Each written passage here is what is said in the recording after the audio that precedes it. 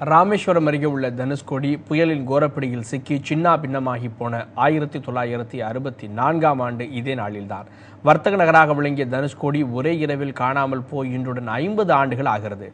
நாட்டுப்புற பாடையும் திரைப்பட நடிகையுமான பரவை முனியம்மா தனுஷ்கோடியின் சோகத்தை தமது கம்பீர குரலில் பாடியிருப்பதை கேட்போம் இப்போது.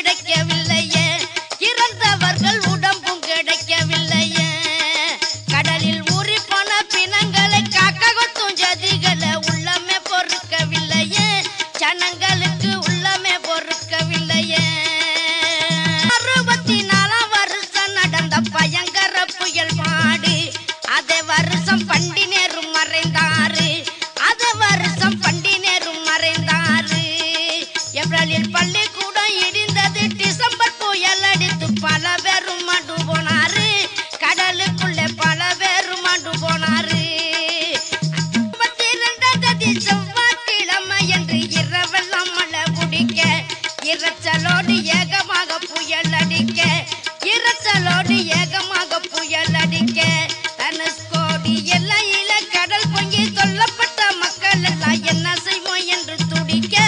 ஜனங்கள் எல்லாம் என்ன செய்வோம் என்று துடிக்க, தென்னை மரம் உயரம் மக்கள் அழிப்பதற்கு சீறி வந்த கடல் அலையே தனுஷ்கோடி தெருவுக்குள்ள பொங்கி நுழைய, தனுஷ்கோடி தெருவுக்குள்ள பொங்கி நுழைய, ஜனங்கள் சின்னஞ்சிறு பிள்ளை குட்டி குடும்பத்துடனே அங்க திக்கு தெரியாம அலைய, பொது ஜனங்கள் திக்கு தெரியாம அலைய.